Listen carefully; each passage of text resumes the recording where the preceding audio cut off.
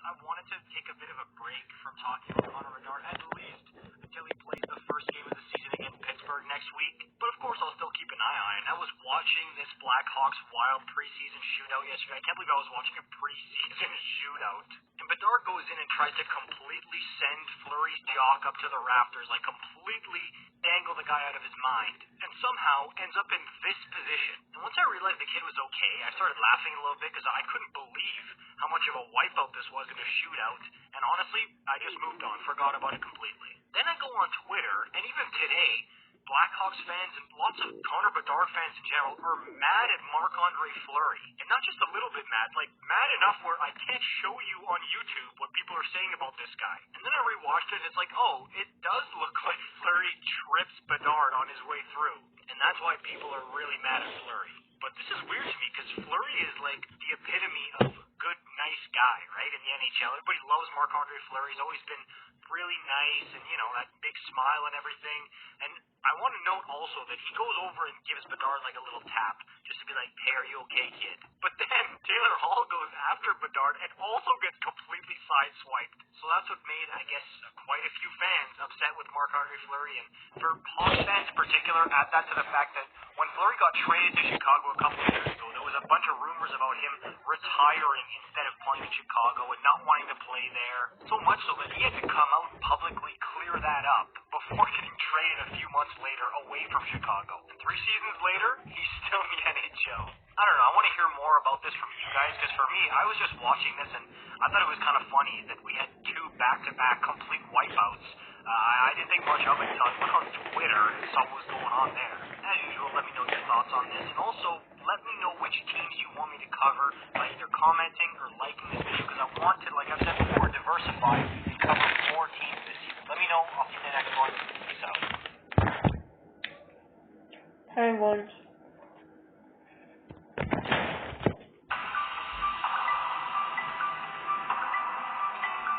Especially October 10th. William Nylander just came off easily his best season in the NHL. There was lots of times throughout the season and the playoffs where he was legitimately the best Toronto Maple Leaf.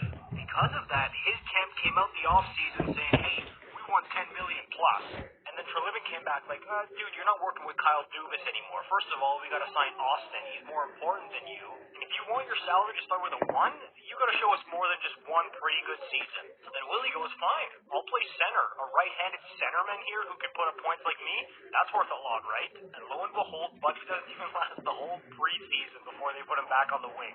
That was me playing devil's advocate. In reality, I think Nylander's coming off a few really good seasons. I mean, go all the way back to that awful playoffs against Montreal.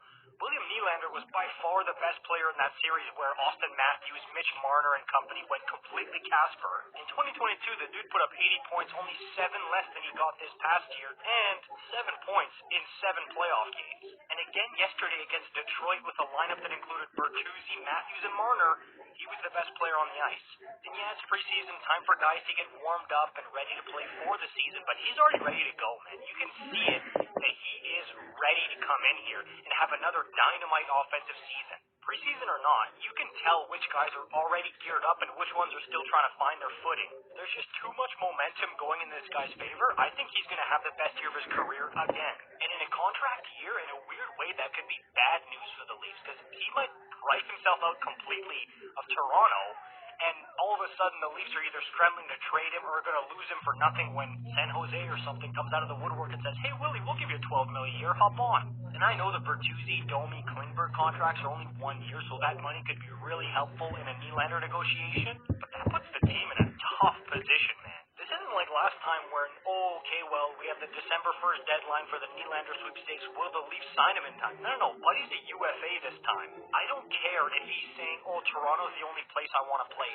Does not matter. Trust me, if you're holding on to that as gospel, you're going to be disappointed. If the team can prove that they can go on a deep cup run, maybe that'll shave. Hey, if Gary Bettman's watching this, but I'm sorry, if you think that if Atlanta gets a team, make them the Atlanta Thrashers. Happily for $2, $3, $4 million more dollars.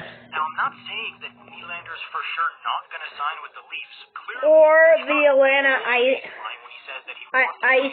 Obviously, he does want to play there. It's a sweet setup. I'm just saying that doesn't mean that he's guaranteed Toronto for sure, even if my demands of $10 million aren't met. Especially if he has another great season like it looks like he's gonna have. That could really pose a problem for the Leafs. Let me know what you think about this in the comments down below, as usual.